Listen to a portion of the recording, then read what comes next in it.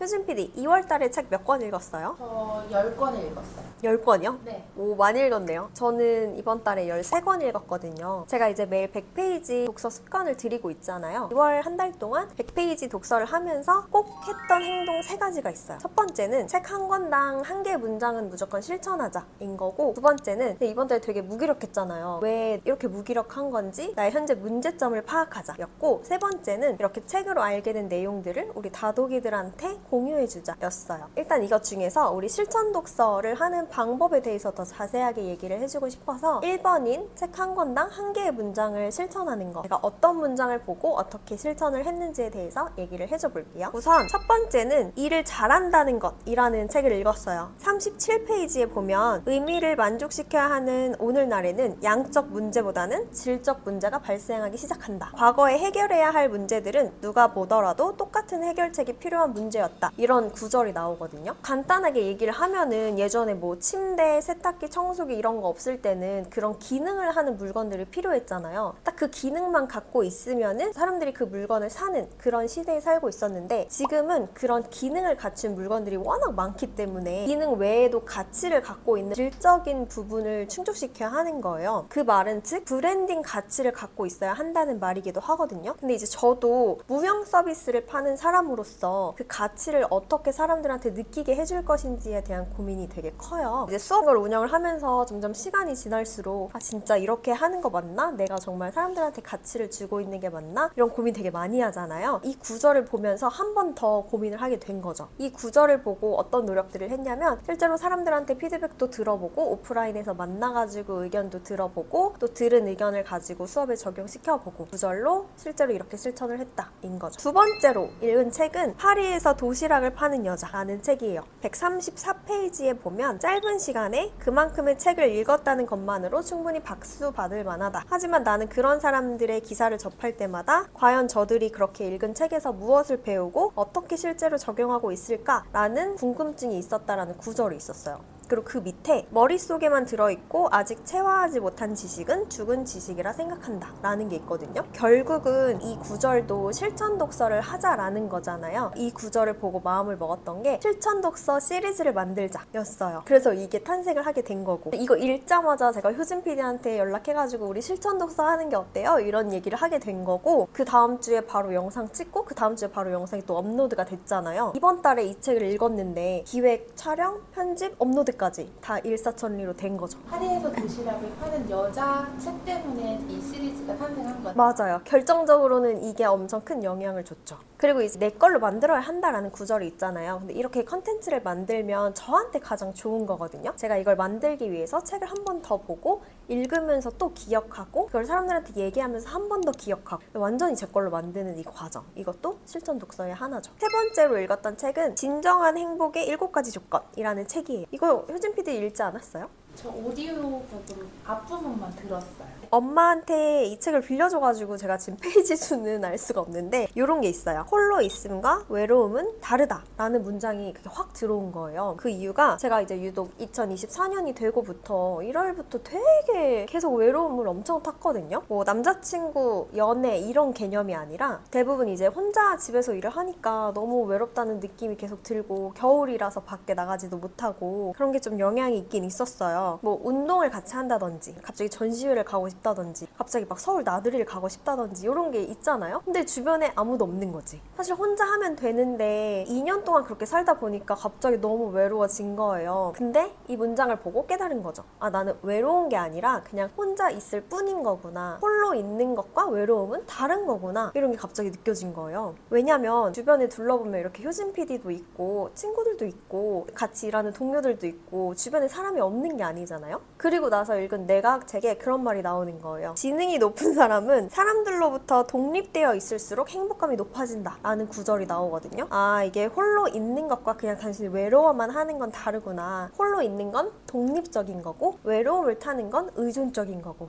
너무 신기해요. 저는 혼자 있으면 외롭다고 그쵸? 똑같이 생각했거든요. 둘이 시키니까 좀 다른 것 같긴 해요. 그리고 네 번째 책은 가짜 노동이라는 책이에요. 96페이지에 보면 모두가 시간 낭비라는 걸 아는 큰 프로젝트를 상대적으로 어린 직원에게 그저 뭔가 할 일을 주기 위해서 맡겼다면 이것이 가짜 노동이다. 이미 알고 있는 것들에 대해 듣는 회의도 가짜 노동이다. 할 일이 없는데 나는 일하는 사람이라는 지분을 지키려고 서류 정리를 전부 다시 한다는 그런 것도 가짜 노동이다. 이런 구절이 나와요. 이거를 보면서 저의 10년 그 회사 생활을 얼마나 반성했는지 몰라요. 이 구절을 읽고 실천을 한 거는 저도 효진 PD랑 이번 달부터 일을 했잖아요. 효진 PD한테 어떤 일을 분배를 해야 하나 고민이 정말 많았거든요. 이 책을 읽고 나서는 이제 막 시작한다는 이유로 가짜 노동을 주면 안 되겠다 라는 생각을 엄청 했어요. 제가 스스로 이 정도까지는 못하겠지 라고 생각하는 게 아니라 그냥 이만큼의 일을 다 할 수 있는 기회를 주고 그 다음에 부족한 부분에 대해서는 서로 알려주면서 성장해 나가면 되지 않을까? 라고 생각하는 계기가 된 거죠.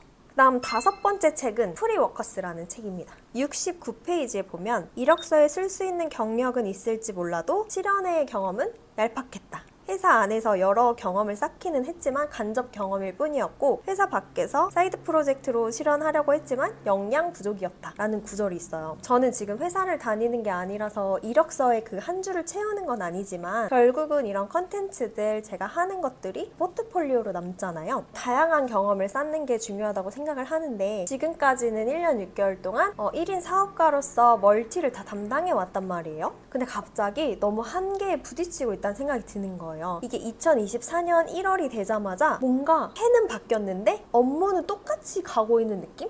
성장이 멈추는 기분이 들었어요. 아무리 노력을 해도 그 이제 10년의 회사 생활 경험을 다 쏟은 거예요. 1년 6개월 동안. 이거를 성장시키려면 다른 경험이 필요한 거죠. 이 구절을 읽고 실제로 이 일을 하는 곳에 가가지고 배워보자 라고 마음을 먹게 됐고 앞서가는 분한테 연락을 해가지고 저 배우고 싶어요 라고 얘기를 했죠. 그렇게 연락을 하는 것만으로도 저한테 되게 새로운 도전이고 엄청난 자극이 됐고 그 과정에서 배운 게 되게 많아요.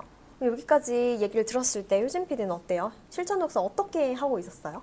아리사님 얘기 들으니까 저는 실천 독서를 하긴 하는데 되게 단순하게 단편적으로 하고 있었구나라는 게 지금 너무 느껴져요. 어떻게? 예를 들면 저는 뭐 화날 때는 1에서 10까지 세라 뭐 이런 거 그런 되게 단편적이고 인생을 바꾸고 삶을 변화시키고 나를 완전히 성장시키는 것보다는 그냥 되게 그 순간순간에 필요한 그런 실천 독서만 하고 있었구나라는 게 지금 너무 느껴져요. 그러면 문장을 그대로 행동으로 옮기는 그런 걸 하고 있었던 거네요? 네, 맞아요. 제가 말하는 실천 독서는 뭐냐면 예를 들어서 책에서 경력을 쌓아야 기회를 잡을 수 있어 이런 문장이 있었다 하면은 보통 사람들이 궁금해하는 건 그래서 경력을 어떻게 쌓는데? 어디 가서 쌓는데? 이거잖아요. 근데 사실 그걸 결정하는 건 본인의 몫인 거죠. 그래서 책을 읽으면 좋은 게 그래서 나는 어떤 경력을 어디 가서 어떻게 쌓아야 하지? 라는 그 생각하는 과정 자체가 나를 엄청 성장시키는 거거든요. 근데 그걸 생각하기 싫어서 책을 안 읽어 혹은 행동을 안 해. 그럼 당연히 다음은 없겠죠. 저는 이제 이 문장을 그대로 행동에 그냥 넣는 게 아니라 내 상황에 맞춰서 어떻게 바꿀 것인지에 대한 걸 알려주고 싶었어요. 너무 좋아요. 다음 책은 6번째 왜 리더인가 라는 책이에요. 42페이지에 누군가의 도움을 얻고 싶다면 먼저 그 사람의 마음을 들여다볼 줄 알아야 한다. 하지만 나는 타인은커녕 내 마음이 어떻게 생겼는지도 제대로 알지 못했다. 라는 구절이 있어요. 이 짧은 문장에서 저는 3개를 실천했는데 첫 번째는 누군가의 도움을 받겠다고 마음을 먹은 거. 그 누군가가 효진 PD고 저는 이제 효진 PD랑 같이 일을 하기로 하긴 했지만 이게 되게 저 누구한테 일을 맡겨본 적이 없다 보니까 도움을 받는 게 어색한 거예요. 근데 이 구절을 읽고 그래 맞아. 나는 도움을 받아야 하는 존재야. 이렇게 인정을 하게 됐어요. 두 번째는 먼저 그 사람의 마음을 들여다볼 줄 알아야 한다라는 구절에서 내가 먼저 효진 PD의 마음을 헤아려야겠다 라고 생각을 한 거죠. 그래서 우리가 따로 대화도 많이 하고 인스타 들어가서도 계속 많이 보고 어떤 생각을 하고 어떤 마음인지 이렇게 또 실천을 하게 됐고 세 번째는 내 마음을 들여다보는 거. 내 마음을 좀 더 객관적으로 알고 싶어서 이번에 교보문고에서 뇌과학 책을 7권이나 주문을 했더라고요. 이것도 저만의 실천. 7번째 책은 어떻게 나의 일을 찾을 것인가 라는 책이었어요. 157페이지에 보면 계획된 우연 이론에 근거해 커리어를 형성하기 위해서는 기회를 늘리기만 할 게 아니라 그 기회를 단단히 거머쥘 수 있는 능력을 길러야 한다. 사실 우리가 유튜브를 하는 것도 이런 기회를 거머쥘 수 있는 능력을 기르기 위해서 환경을 만드는 거라고 생각하면 되거든요. 사실 저는 인스타가 이제 거의 5만 가까이 되기 때문에 그것만으로도 제가 원하는 영향력은 행사할 수 있다고 생각해요. 저는 막 욕심이 많은 게 아니니까. 근데 유튜브까지 만들려고 하는 건 더 많은 좋은 기회를 바로 내 눈앞에 있을 때 잡을 수 있도록 하기 위해서 나름의 커리어를 형성하는 단계다. 그래서 우리가 뭐 실천 독서, 도끼부여 이런 새로운 시리즈를 하게 되는 것도 여기에서 나온 게 있어요. 그 기회를 단단히 거머쥘 수 있는 능력을 기르기 위해서. 8번째 책은 나는 왜 생각이 많을까? 라는 책입니다. 74페이지에 보면 뉴스를 보다가 우울해지거나 기분이 좋지 않을 때는 미디어와 거리를 두자. 요즘 진짜 이 감정 맨날 느끼고 있었거든요. 뉴스나 인터넷 기사 이런 것들은 부정적인 거에 초점을 맞출 수밖에 없는 게 사람들이 많이 봐야 되잖아요. 시청률이나 클릭률이 높아야 되니까. 근데 사람 본능이 무섭고 자극적이고 이런 걸 계속 내보내야 일단 거기에 주목을 하니까. 문제가 뭐냐면 이 부정이라는 건 엄청난 전염성을 갖고 있는데 이게 평소에 긍정적이던 사람도 이런 뉴스를 계속 보면 짜증내고 예민해지고 사람들하고 싸우고 그게 범죄로 또 되는 거고. 그래서 요즘 이 우리 현대 사회가 이렇게 범죄가 많은 이유가 쇼폼이 되게 영향이 크대요. 계속 그렇게 짧은 것만 보고 하면은 인내심이 줄어들어가지고 더 화를 많이 내요. 그래서 저는 이제 부정에 빠지는 느낌이 들어서 아 뉴스는 당분간 멀리 해야겠다. 그러니까 이게 실천이 어려웠던 게 뉴스 안 보려고 그러면은 저희 부모님이 그래요. 야 세상 돌아가는 것도 알고 살아야지. 저도요. 저 그 말 진짜 많이 들어요. 어른들 다 그렇게 말씀하시잖아요. 근데 물론 당연히 세상 돌아가는 건 알아야지. 근데 그게 나를 너무 잡아먹는다 하면은 잠시 이제 중단해도 된다. 9번째, 과부하 시대라는 책이에요. 145페이지에 온라인에서 얼마나 많은 시간을 어떻게 보내는지 스스로 점검할 필요가 있다라는 거. 그리고 144페이지에 보면 현재 스마트폰 앱에 널리 쓰이는 당겨서 세로 고침 기능을 설계한 로렌 브리히터는 이렇게 말한대요. 당겨서 세로 고침 기능은 중독성이 강하다. 이 기능을 개발할 당시에 나는 충분히 고민할 만큼 성숙하지 못했다. 미처 생각하지 못했던 그 기능의 단점을 안타깝게 생각한다. 현대인들은 과부하 상태라고 얘기를 하는 책이에요. 이유가 홍수처럼 밀려드는 정보를 다 처리하지 못해서 우리가 무기력해지는 거예요. 어떤 게 진짜 정보고 어떤 게 가짜 정보인지 구분도 못하고 다 따라가야 될 것 같고 나만 뒤처지는 것 같고 나만 게으른 것 같고 불안해지고 그런 느낌이 들게 된 거죠. 그리고 당겨서 세로 고침 기능이 진짜 안 좋은 거 알아요? 아니.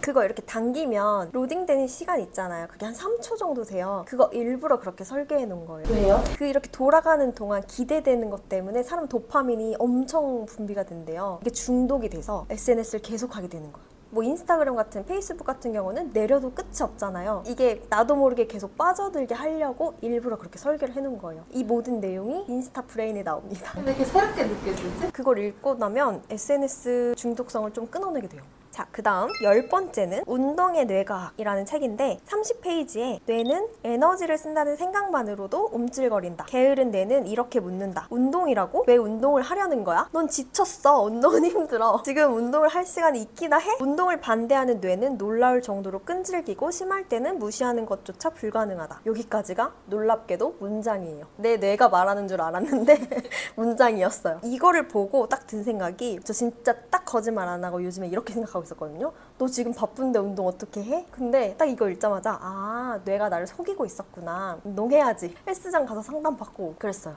운동을 하게 됐다 라는 거고 11번째 우울할 땐 뇌과학이라는 책인데 139페이지에 어떤 식으로든 움직이기만 해도 세로토닌이 증가한다. 청소기를 돌리든 정원을 돌보든 어느 정도 떨어진 주차장까지 걸어가다 이라는 문장이 나와요. 세로토닌이라는 거는 동기부여랑 의지력을 증가시키는 호르몬인데 이게 있어야만 우울하지 않고 무기력하지 않은 거. 그래서 이거를 읽고 제가 실천한 건 요즘 되게 무기력했다고 했잖아요. 뭐 무기력한데 아니야 이렇게 딱 일어나가지고 청소기 돌리고 빨래하고 설거지하고 그러다가 또 일하다가 또 지친다. 그럼 또 리치랑 놀고 이런 식으로 했어요. 밖에 나가지 않더라도 집안에서 할 수 있는 걸 실천으로 옮긴 거죠.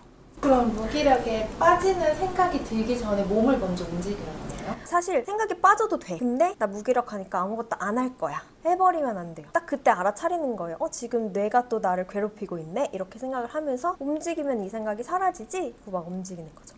되게 커요, 이거 진짜. 제가 이거 하기 전에는 하루에 낮잠으로 4시간 잘 거 이렇게 하고 안 자고 실천을 했어요. 그다음 12번째 책은 불안할 땐 뇌과학이란 책이에요. 47페이지에 공황장애를 겪고 있고 공황 발작에 시달리는 사람들은 많은 양상이 편도체의 투쟁 혹은 도주 반응 활성화와 관련된다는 사실을 인식해야 한다. 48페이지에 공황 발작의 뿌리가 긴급 상황에 대응하고자 신체를 준비하려는 편도체의 지시라는 걸 이해해야 한다 라는 구절이 나와요. 근데 최근에 제가 2월 달에 공황 증상이 재발을 했고 거기에 계속 져가지고 힘을 못 내고 그러고 있었는데 딱 이 책을 얼마 전에 읽었어요. 읽는 순간 아, 이게 내가 위험하다고 생각이 드니까 나를 보호하려고 편도체가 일을 하는 거구나. 그러면은 공황이 다시 왔네? 이렇게 하는 게 아니라 너 지금 오고 있니?